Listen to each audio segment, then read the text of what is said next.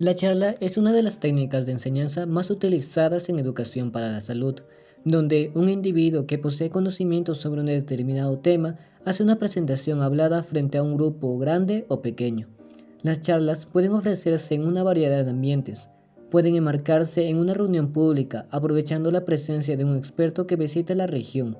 También pueden realizarse como una actividad regular del centro de salud y pueden darse a los pacientes inmediatamente antes o después de la consulta médica.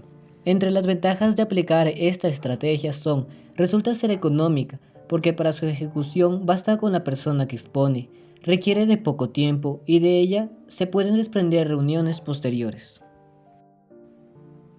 Existen dos fases de la charla, como son la fase de preparación y la fase de ejecución.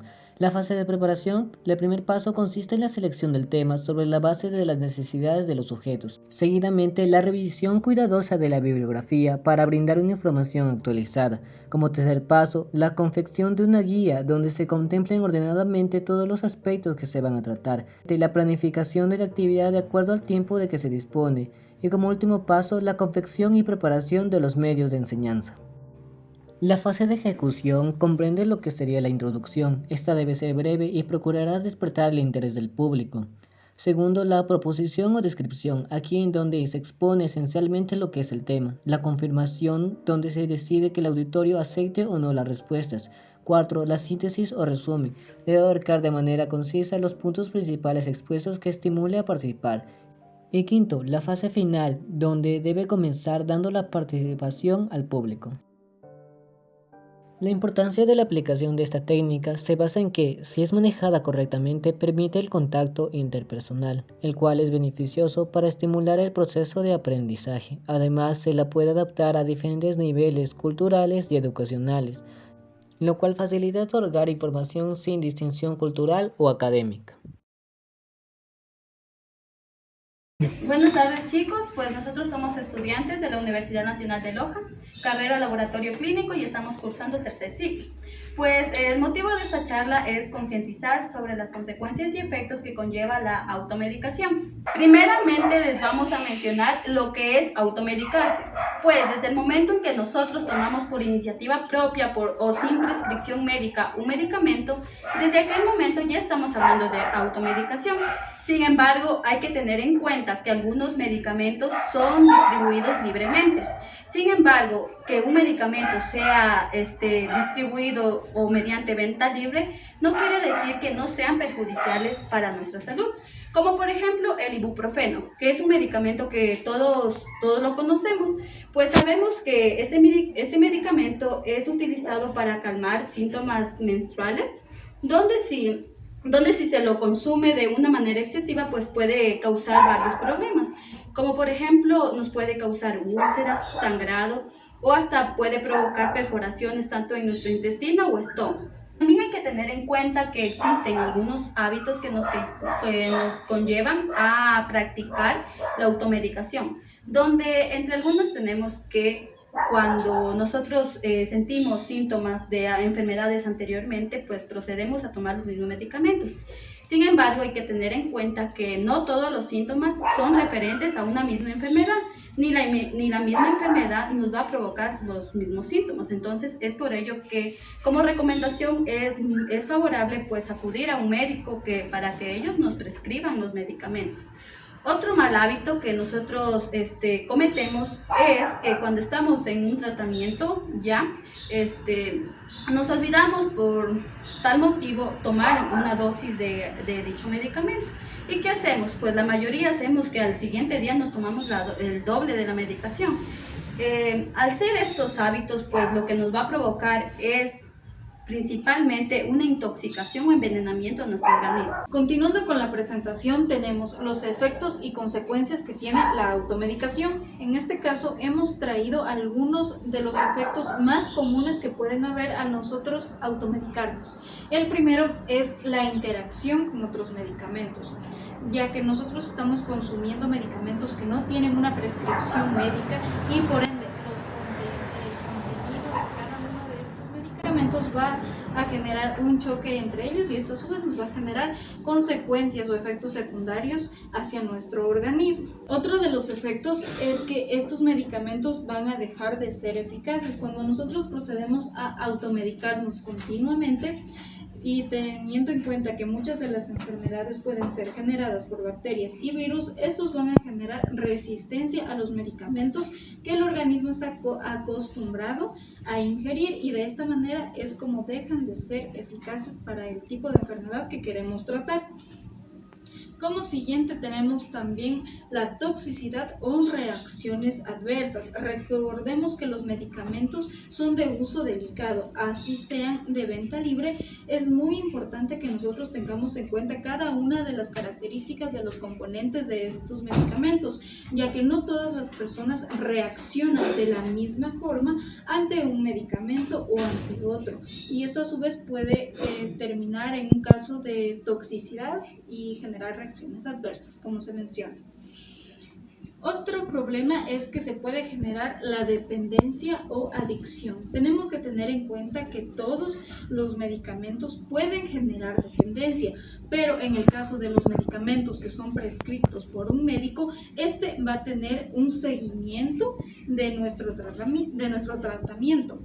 A diferencia de cuando nosotros lo consumimos libremente y tenemos mucho mayor riesgo de generar un tipo de dependencia.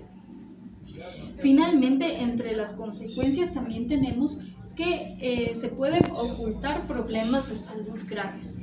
Cuando nosotros procedemos a automedicarnos antes de acudir a un centro médico, tenemos el riesgo de ocultar la enfermedad que realmente estamos teniendo en nuestro organismo y por ende podemos tener en primer lugar resultados de laboratorios erróneos, lo cual va a generar que se oculte como tal la enfermedad que nosotros estamos padeciendo propiamente.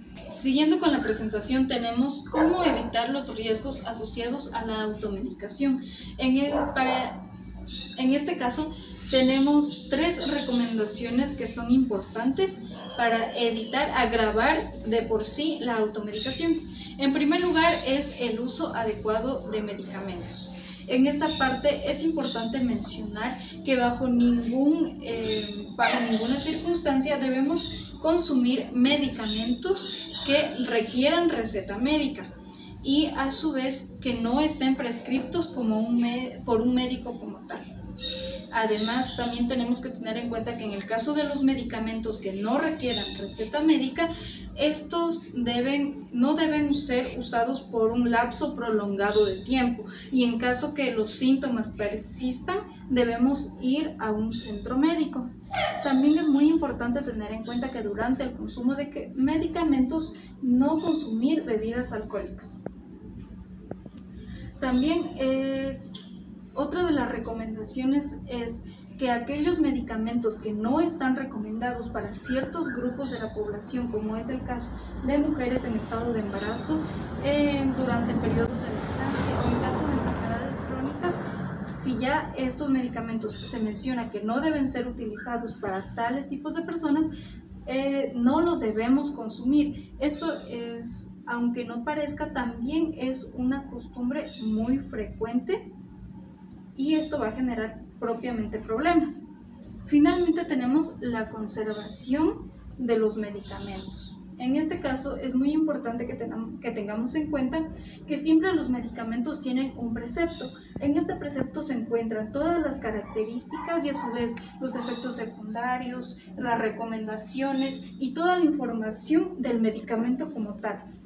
Por esta razón es importante que nosotros guardemos ese folleto para de esta manera saber cómo actuar en caso de intoxicación por el medicamento. Y también es muy importante que los medicamentos se los guarde en su propio empaque, ya que este empaque está hecho con materiales que van a permitir su conservación del medio ambiente.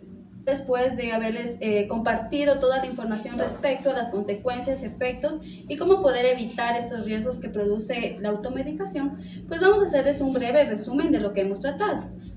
Teniendo en cuenta que antes de usar cualquier medicamento que no se encuentra prescrito por un médico, como mínimo tenemos que saber cómo hacerlo, es decir, cómo tomarlo. Asimismo, es recomendable no aconsejar a otra persona sobre aquellos medicamentos que a nosotros nos funcionaron para sus enfermedades, ya que es notable que no todos los organismos reaccionan de la misma manera y puesto a esto les puede provocar algunos efectos adversos a este consumo. Además, tenemos que tener en cuenta que como mencionamos, el consumo inadecuado de algunos medicamentos van a provocar ciertos problemas. Es por ello que debemos de ser conscientes. Y antes de utilizarlos o consumirlos, tenemos que tener la supervisión y orientación de un médico especialista. Mencionado lo anteriormente, pues no sé si ustedes tienen algún tipo de preguntas respecto al tema para que nos realicen. Estamos puestos a contestarles. No, sí. ¿Qué debería hacer una persona en caso de ingerir medicamentos accidentalmente? En caso de que sea una ingestión única, por lo general no genera inconvenientes o problemas, excepto en el caso de que se presenten ciertos síntomas. En ese caso se debe acudir al médico. Y cuando es una ingestión repetitiva, de igual manera es muy importante acudir a un médico de que va a tratar de manera correcta esa ingestión accidental. ¿Cuáles son los principales medicamentos que utilizan las personas para automedicarse? Ya, pues entre los principales medicamentos que nosotros utilizamos para automedicarse se encuentran principalmente los analgésicos, antibióticos, antigripales y las vitaminas, puesto que los problemas que nosotros tenemos frecuentemente y para lo cual utilizamos la automedicación son los dolores, fiebre y las gripas. Deberían tomarse más precauciones en recién nacidos, tercera edad y mujeres embarazadas al momento de automedicarse. En el caso de los recién nacidos y de la tercera edad se debe tener mucho cuidado, ya que no se recomienda para nada la automedicación.